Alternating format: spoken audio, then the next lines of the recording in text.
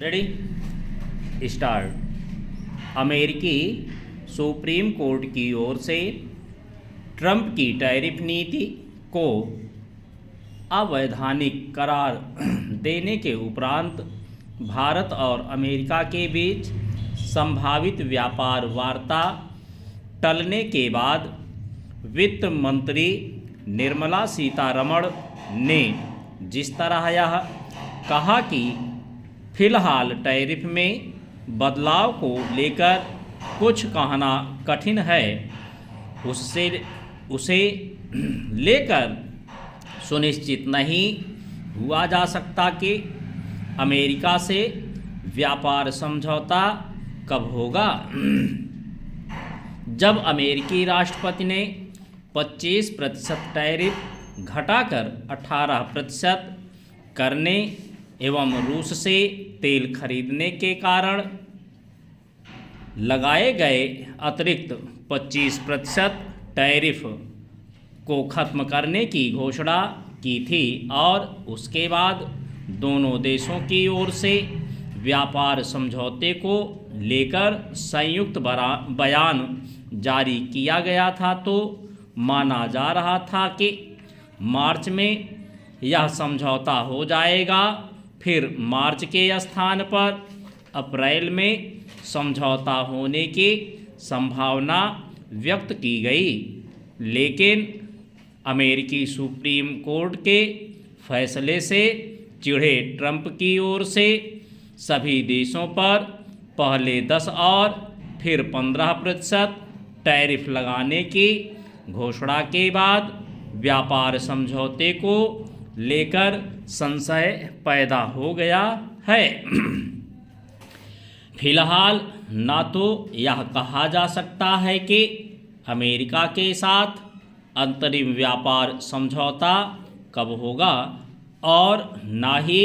यह कि इस समझौते की टैरिफ दरें क्या होंगी। यह ठीक है कि वाणिज्य मंत्रालय बदले हालात की समीक्षा कर रहा है, लेकिन बहुत कुछ ट्रंप प्रशासन के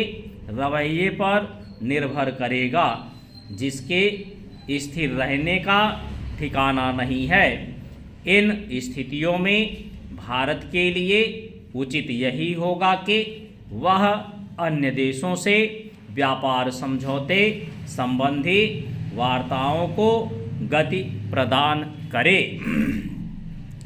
इसके अतिरिक्त ब्रिटेन, न्यूजीलैंड, ओमान, यूरोपीय संघ आदि के साथ जो व्यापार समझौते हो चुके हैं, उन्हें अंतिम रूप देने का काम यथाशीघ्र किया जाए।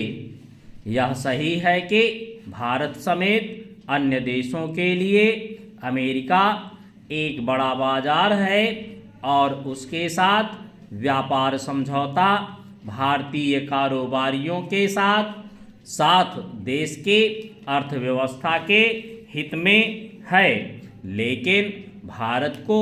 अपने उत्पादों एवं सेवाओं के खपत के लिए अन्य विकल्प तलाशने का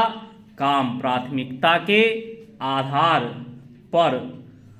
रहना चाहिए। इसमें इसलिए ढील देना उचित नहीं होगा कि अंततः अमेरिका से व्यापार समझौता होना ही है। भारत के हित में यही है कि उसके उत्पादों की खपत विश्व के अधिक से अधिक देशों में हो। भारत को अपने उत्पादों के लिए अमेरिका के अतिरिक्त अन्य देशों को अनुकूल बाजार के रूप में इसलिए भी खोजना चाहिए क्योंकि इससे ही वह ग्लोबल सप्लाई चेन में चीन के दबदबे को ख़त्म कर सकता है